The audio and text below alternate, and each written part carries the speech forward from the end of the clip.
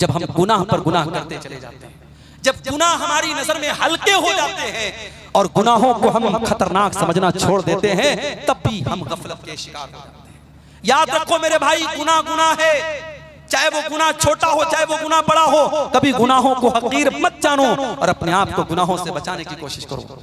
अल्लाह के नबी फरमाते हैं, इय्याकुम व मुहक़्क़रातिज़्ज़ुनूब, ऐसे गुनाहों से बचो जिनको लोग हकीर समझते हैं। छोटे छोटे गुनाह होते हैं लेकिन इकट्ठा होकर के इंसान को हलाक कर देते हैं। इसीलिए अल्लाह के नबी फरमाते हैं, जब बंदा कोई गुनाह करता है उसके दिल पर एक काले रंग का धब्बा डाल दिया जाता है। बंदा अगर तौबा कर लेता है, माफी मांग लेता है अल्लाह से, वो धब्बा मिटा दिया जाता है। और अगर बंदा तौबा नहीं करता है, फिर से गुनाह करता है, तो वो काले धब्बे बढ़ते चले जाते हैं, हत्ता तालु क़ल्बहु, यहाँ तक कि उसके दिल पे छा जाते हैं। माफ करना मेरे भाइयों, आज मोबाइल के इस दौर में गुनाह करना आसान हो गया है।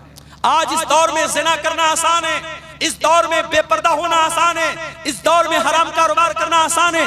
और गुनाहों का आसान होना भी बहुत बड़ी आजमाइश है मेरे भाइयों। जिस दौर में गुनाह आसान हो जाए, उस दौर में अपने दामन को गुनाहों से बचाना ये जिहाद से कम नहीं है। इसीलिए अल्लाह के नबी ने फरमाया था, बदाल इस्लाम गरीबा, इस्लाम जब शुरू हुआ था तो अजनबी था, वसयऊदु कमा बदा गरीबा। और एक ऐसा दौर फिर से आने वाला है जब इस्लाम पर अमल करने वाले अजनबी बन जाएंगे। इस्लाम पर अमल करना लोहे के चने के चबाने जैसा हो जाएगा। इस्लाम पर अमल करना हाथों में अंगारे लेना जैसा हो जाएगा।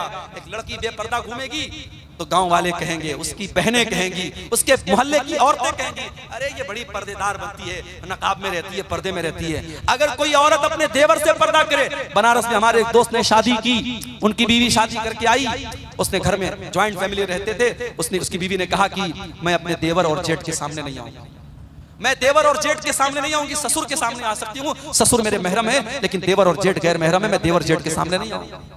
घर वालों के लिए बड़ी शॉकिंग बात थी कि ऐसा कैसे हो सकता है, ऐसा कैसा पर्दा कि देवर के सामने नहीं आएगी, जेठ के सामने नहीं आएगी। लेकिन जब उन्होंने उलमा से पूछा और मसला पूछा तो मसला तो यही है कि साहब देवर जेठ से पर्दा करना है। अब ये हालात है कि वो लड़की किचन में काम करती है और घर में खाना खा रही है, खाना दे रही है अपने घर वालों को, मगर देवर और जेठ से पर्दा करती है। अगर शादी में कहीं जाती है वो औरत, वो लड़की, और चाहे वो अपने रिश्तेदारी की शादी हो, अगर वहां मर्दों का भी आना जाना है औरतों की साइड में, तो वहां वो नकाब में रहती है।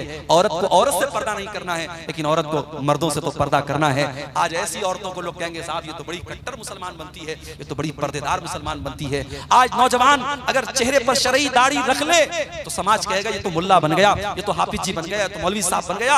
और वही क्लीन शेव करा ले, लोग कहेंगे साहब ये तो माशाल्लाह बड़ा स्मार्ट है, हैंडसम है।